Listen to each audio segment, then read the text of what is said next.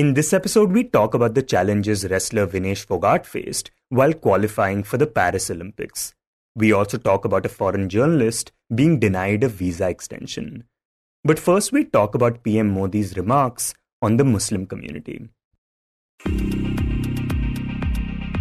Hi, I'm Shashank Bhargava, and you're listening to Three Things, the Indian Express news show.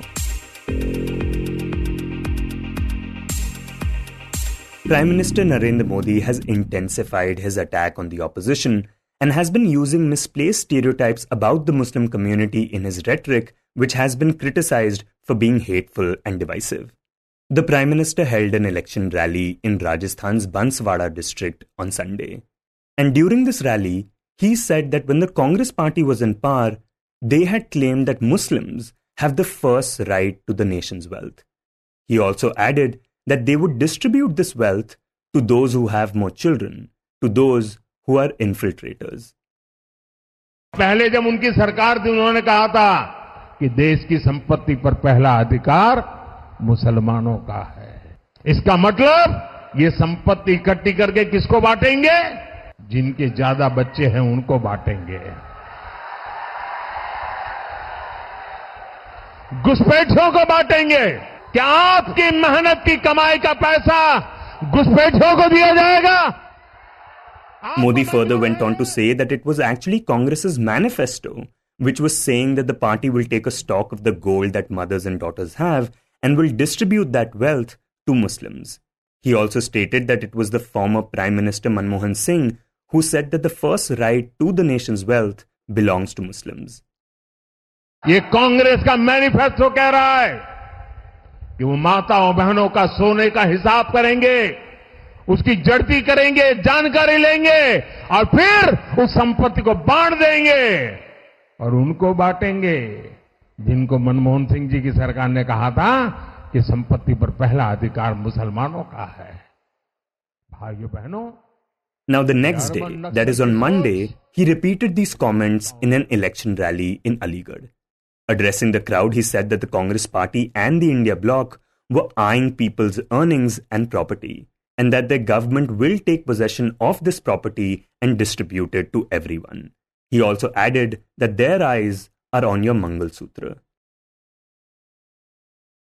Congress और इंडी गठबंधन की नजर अब आपकी कमाई पर है, आपकी संपत्ति पर है। कांग्रेस के शहजादे का कहना है कि उनकी सरकार आई तो कौन कितना कमाता है, किसके पास कितनी प्रॉपर्टी है, किसके पास कितना धन है, किसके पास कितने मकान है, उसकी जांच कराएंगे। इतना ही नहीं, वो आगे कहते हैं कि ये जो संपत्ति है उनको सरकार अपने कब्जे में लेकर उसको सबको बांट देगी। अब इनकी नजर कानून बदलकर हमारी माताओं बहनों की संपत्ति छीनने का भी खेल खेला जा रहा है। उनका मंगल सूत्र उस पर उन लोगों की नजर है। माताओं बहनों का सोना। Now, when we spoke to Indian Express's Chief of Political Bureau Manoj CG, he told us that immediately after the Prime Minister made these speeches, the Congress party broadly termed it as hate speech and said it was a well thought out ploy to divert people's attention, prompted by the panic and disappointment over the first phase of the ongoing Lok Sabha elections. The very next day, the party approached the Election Commission seeking action against the Prime Minister for what they call a divisive, malicious campaign targeting one particular community, as also, spreading falsehood about the Congress. He says there are two aspects to PM Modi's comments about the party. One, which relates to what Manmohan Singh said in 2006, and those related to the party's manifesto. According to the Prime Minister, The manifesto talks about taking stock of the gold mothers and daughters have and redistributing that wealth. Manoj tells us that this is obviously not the case. Nowhere in the manifesto the party has promised anything like a redistribution of wealth or anything like that. The manifesto, which the Congress calls Nyay Patra, it of course talks about promises that the party will hold a nationwide socio-economic and caste census. So the economic bit in the caste census, of course, is about getting data about the economic condition of each caste. So that is one broad promise which the party has made. In as many words, it says it will conduct a nationwide socio-economic and caste census to enumerate the caste and subcaste and their socio-economic conditions. And based on the data, the Congress, if voted to power, will strengthen the agenda for affirmative action. By affirmative action, we generally talk about, reservation. Now, at one place, the manifesto talks about, if voted to power, it will, address the growing inequality of wealth and income through suitable changes in policies. So it does say that, the party, if voted to power, will address this inequality of wealth and income. But it doesn't specifically, say that there will be a redistribution of wealth or anything like that about, seizing somebody's wealth or personal wealth or assets or anything like that. He says that Rahul Gandhi has been making a pitch for a caste census since the Karnataka elections last year and has talked a lot about economic mapping. So addressing public meetings during the Bharat Jodo Yatra and all, and later also, he had once or twice spoken about, holding a financial and institutional survey, in his words, to see the representation of various castes in various institutions of this country and their financial situation. And once or twice he had left it abruptly, saying, to quote him exactly, while releasing the Congress manifesto in Hyderabad earlier this month, he said, "We will find out who holds the country's wealth, what class of people, and after this historic step, we will take revolutionary measures. What is your right? We will ensure we get it for you." Now, he has not so far elaborated, quote unquote, this revolutionary step that he talks about. So that kind of remains a grey area. But neither the Congress manifesto nor the Congress leadership has so far spoken about a redistribution of wealth if the party is voted to power. Now, when it comes to PM Modi's comments regarding Manmohan Singh, they actually relate to a speech that he made in 2006, over 17 years ago. Dr. Singh was addressing a meeting of the National Development Council way back in December 2006. Now, it's a lengthy quote where he used those particular words. So it depends on how you are reading it. So let me just recount what Dr. Singh had said. So he says, "I believe our collective priorities are clear. Agriculture, irrigation and water resources, health, education, critical investment in rural infrastructure, and the essential public investment needs of general infrastructure, along with programs for the uplift of scheduled castes, scheduled tribes, other backward classes, minorities, and women and children. The component plans for scheduled castes and scheduled tribes will need to be revitalized. We will have to devise innovative plans to ensure that minorities, particularly the Muslim minority, are empowered to share equitably in the fruits of development. They must have the first claim on our resources." So now the question is whether he was talking about SCs, STs, OBCs, minorities, women and children, all of them, or minorities. So even at that time when Prime Minister Singh had made those remarks, it had created a political furor of sorts with the BJP attacking him, accusing him of saying that, the Congress wants to give Muslims to have the first claim on resources. After that, Singh's PMO, the Prime Minister's office, had put out a statement. It was a clarification of sorts, wherein they basically said that, it was a deliberate and mischievous misinterpretation of what the Prime Minister had said. And they, repeated the same paragraph, the Prime Minister's quotes, and to basically argue that he was talking about all sections of the society and not about, one particular section. Now, besides these two speeches that were made on Sunday and Monday, the Prime Minister also spoke about the Muslim community yesterday in Rajasthan's Tong Savai Madhopur Lok Sabha constituency, which goes to polls on Friday. Here, Modi said that the Congress in 2004 tried to provide reservations to Muslims in Andhra Pradesh by reducing SC/ST reservations and that it did not care about the constitution. 2004 में जैसे ही कांग्रेस की केंद्र में सरकार बनी, उसके सबसे पहले किए गए कामों में था, सबसे पहला काम था चुनाव जीतने के बाद आंध्र प्रदेश में एससी एसटी के रिजर्वेशन में से कमी करके मुसलमानों को रिजर्वेशन देने का प्रयास। ये एक पायलट प्रोजेक्ट था जिसे कांग्रेस पूरे देश में आजमाना चाहती थी।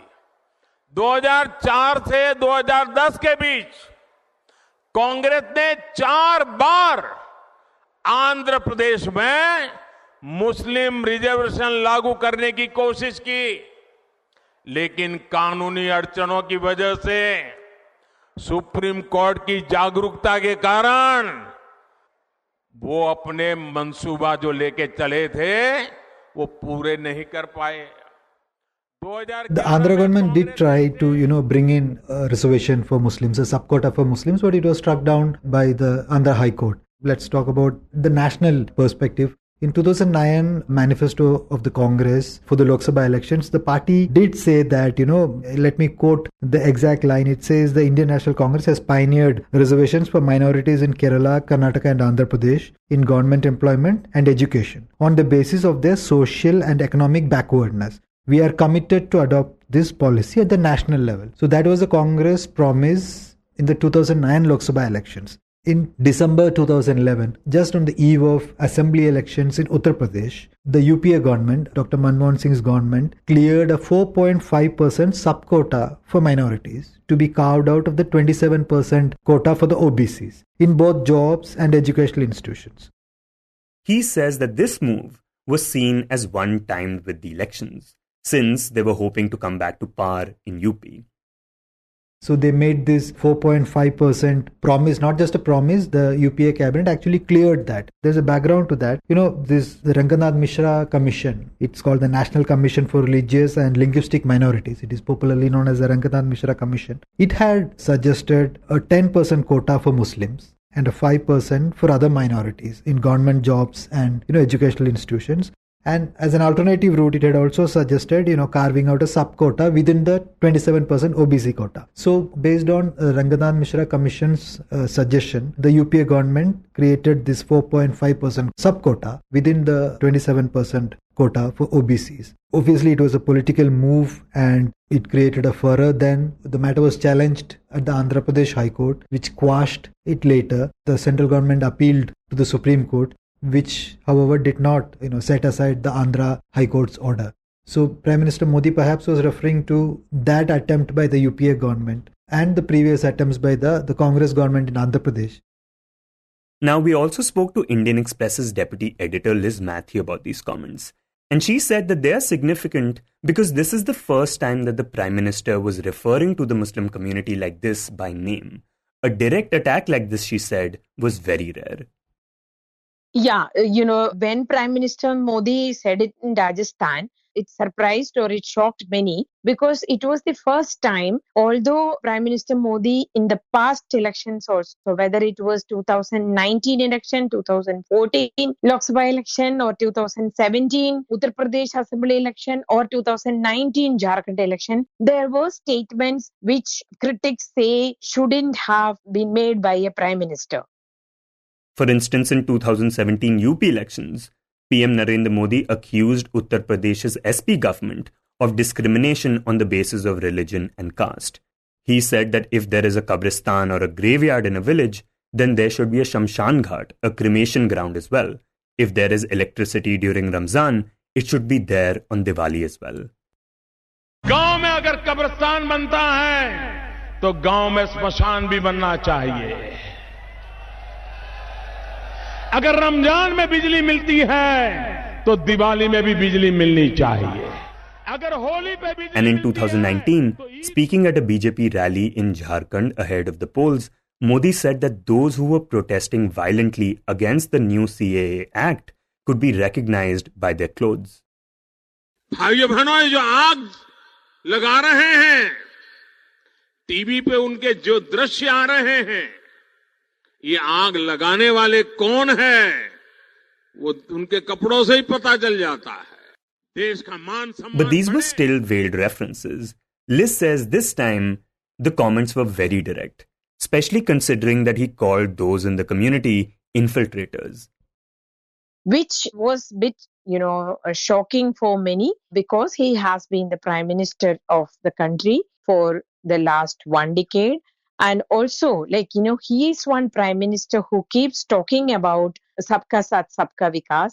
He always denied this so-called charges or allegations from his critics and the opposition that he was trying to polarize the community by or playing into the majoritarianism. He always denied that. And also he spoke about diversity and the need to respect diversity in India. He very recently also in an interview, he spoke about it. So coming from the same prime minister, such a remark, and that also repeatedly. He said it in Rajasthan, then he said it in Aligarh, Uttar Pradesh. They again said it in Savai Madhopur. So that was shocking for many of his critics and also even political observers. And Liz says that there is also significance about the Prime Minister making these comments in these three locations. Banswara, Aligarh, and Tong Savai Madhopur have a significant Muslim population. All these places, Muslim community is a decisive force. They are significant in numbers in the population of the area.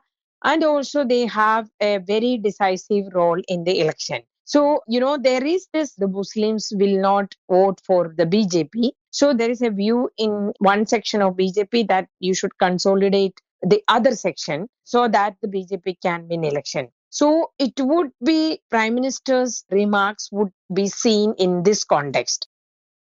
She says that the Prime Minister's comments are certainly alarming and in fact contradictory to what he has been saying in the recent past.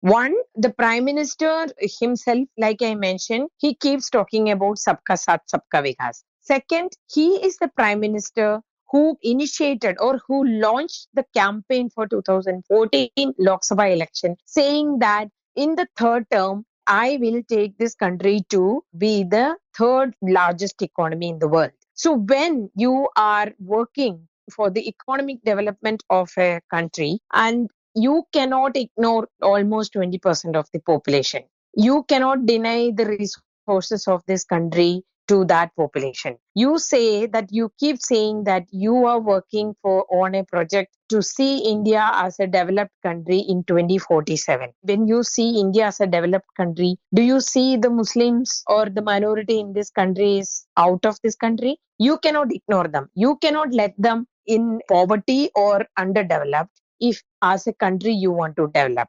So that contradiction is there in his statement.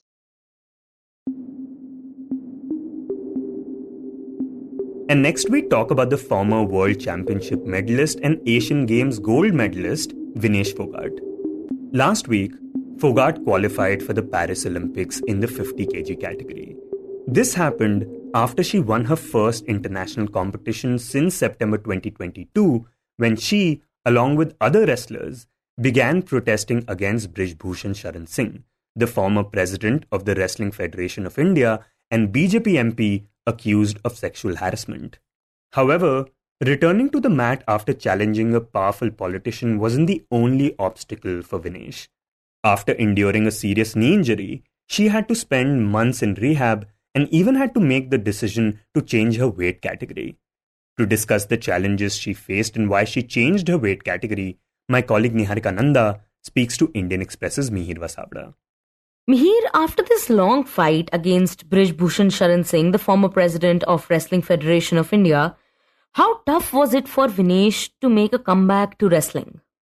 It's been a crazy journey, Niharika. I mean, if we go back in time 15 months ago in January 2023, that's when Vinesh, along with two other wrestlers, Sakshi Malik and Bajrang Punia, both of them Olympic medalists, they launched a protest against Brij Bhushan Sharan Singh, a BJP MP, and like you mentioned, the former president of the Wrestling Federation of India. They accused him of sexual harassment, among many other things, but this was the prime charge. And eventually it was only in June last year when they reached some sort of an understanding with the government that they withdrew their protests and then began preparing. Back then it was for Asian Games, but the ultimate goal always was the Paris Olympics, which will be held this July-August. Now, in the case of Vinesh Phogat, when she returned last year, June, July, soon after, a few weeks after that, she had an injury which required surgical intervention. So she had to undergo an operation. And it kind of, complicated things for her even more. So, after the protests, after staying away from wrestling for almost half a year, this injury added 4 months and more to her time away from the mat. And it was only in December that she returned to the wrestling mat and began literally practicing again for the Paris Olympics qualification. And Mihir, Vinesh has also changed her weight category this time. She weighed about 59 kgs when she began training back in December and then dropped down to the lowest weight division of 50 kgs. And she essentially did that so that she could have more control over her chances. So, how hard was it for her to do that? Yeah, in strength-based sports like wrestling and boxing, it's never easy for an athlete to reduce weight as they get older. Now, Vinesh is 29. Her normal body weight, non-competition days, is around 57 to 56. And when she competed in 53 kg, it meant that on the competition day, she just had to reduce around 3 or 4 kilos and she would be fine. But in this case, because she decided that she had to kind of drop down to 50 to stand a chance to kind of have control over her fate when it comes to the Paris Olympics, she had to reduce a lot of weight. So when, for example, she started competing again in December, she was 10 kilos overweight. She was weighing around 60 kgs. Now that wasn't an ideal start in the sense that if she had to reduce a huge chunk of weight in 3-4 months or even less than that, it was a health risk. She was just coming off an injury. So that was the biggest challenge for her because she had to drop down from 60 kgs, which was her weight around December, to 50 kgs for this competition that took place last Saturday. And then an entire team of experts came together. So she had her doctor with her, a strength and conditioning coach expert from South Africa. There was another strength and conditioning coach who joined her. There was a nutritionist. There was a full-time manager, athlete manager with her. There was a strong team of 7 people, including her coach from Hungary, Voller, of course. And they monitored everything and planned it in a way that, she would be fit to compete. And can you describe to us what went down at Bishkek, where she had gone to contest for the quota for the Paris Olympics? Oh, it was a crazy fight for her to get into the weight criteria. So what happened basically is on April 19th was, when she reached Bishkek for this competition. The competition was on April 20th, the Saturday. So I'll just kind of slightly go back. By April 17th, she had brought down her weight to 52 kgs from what it was 60 in December. And on April 19th, the night before her competition, she was still 700 grams overweight. Now, the international competition rules are very strict where even 1 gram overweight is not tolerated and an athlete can be disqualified. So very late in the night after their practice was done, her coach, made her sit in a sauna. He set the temperature at 98 degrees. He stepped into a sauna with her and started kind of, slapping her body with dried leaves and branches so to generate more heat. But what happened was Vinesh wasn't able to sweat. Her body pattern, she says, is such that if she is just like completed a training session and sweated out over there, it's very difficult for her to kind of go through the entire process again. So here was a situation where,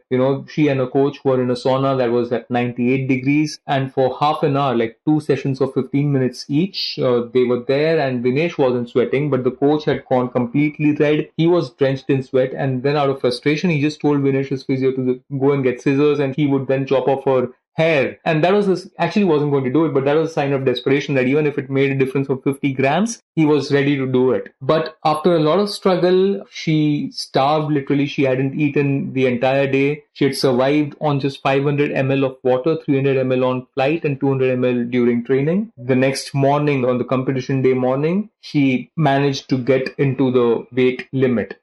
Right, and then all she needed was just a couple of minutes and she basically won the 3 bouts and qualified. Yeah, total she needed around less than 6 minutes to win the 3 bouts that she had to kind of compete in. Now, Mihir, we've been talking about Vinesh, but from what we know, 3 other Indian wrestlers have also qualified for the Paris Olympics. Can you talk to us about them?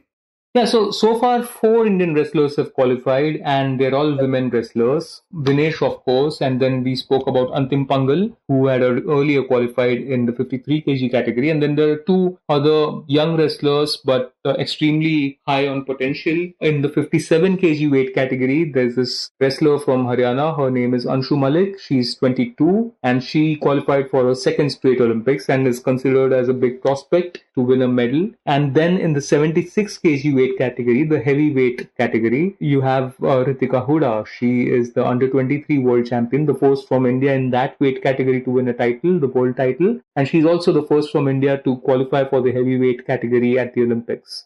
Okay, so these were the Indian female wrestlers who have qualified. But what about the male wrestlers?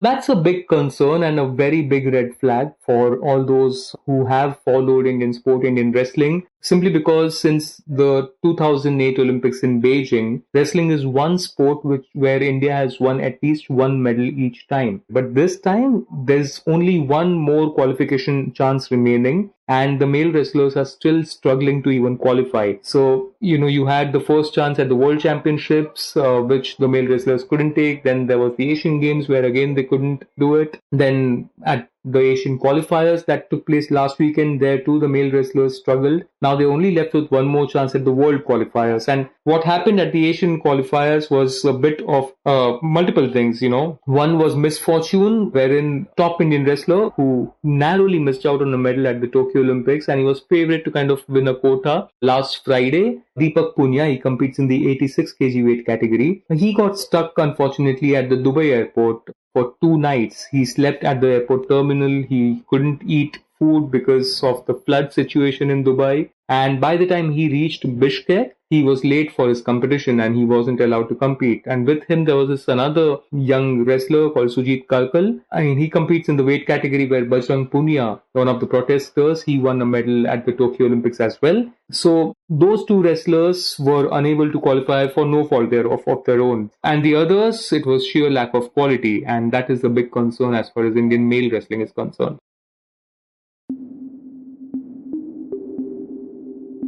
And in the end, we give you a quick update about a journalist who says she was denied a visa extension. Avani Dias, the South Asia bureau chief for the Australian broadcasting firm ABC News, who left India on the 19th of April, claims that she was denied a visa extension by the Indian government because her reports crossed a line. Dias said that while she obtained an extension for 2 months after intervention from the Australian government, it was just 24 hours before her flight out of India. In a post on X, she said, quote, "We were told my election accreditation would not come through because of an Indian ministry directive. We left on day 1 of voting in the national election in what Modi calls the mother of democracy," unquote. According to a statement by ABC News, Dias was informed of the decision to deny her visa extension via a phone call from an official at the Ministry of External Affairs who said that her recent foreign correspondent episode crossed a line. The media organization said that this came after a report by Dias on the killing of Sikh separatist Hardeep Singh Nijjar in Canada was blocked on YouTube in India. Meanwhile, a government official yesterday denied Dias's allegations, saying that she had violated visa rules and that her claims were mischievous and misleading. It's important to note that last month, Vanessa Donac, a Delhi-based French journalist, left the country after she was issued a notice by the Foreigners Regional Registration Office, which accused her of malicious reporting and sought an explanation on why her OCI status should not be cancelled for alleged violation of rules. Later, France had even raised an issue with Indian authorities when President Macron visited New Delhi as the chief guest for the Republic Day celebrations. You were listening to 3 Things by the Indian Express. Today's show was edited and mixed by Suresh Pawar and was produced by Niharika Nanda and me, Shashank Bhargava. If you liked the show, then do subscribe to us wherever you get your podcast. You can also recommend the show to someone you think will like it, share it with a friend or someone in your family. It's the best way to get to know about us. You can also tweet us at Express Audio and write to us at podcast@indianexpress.com.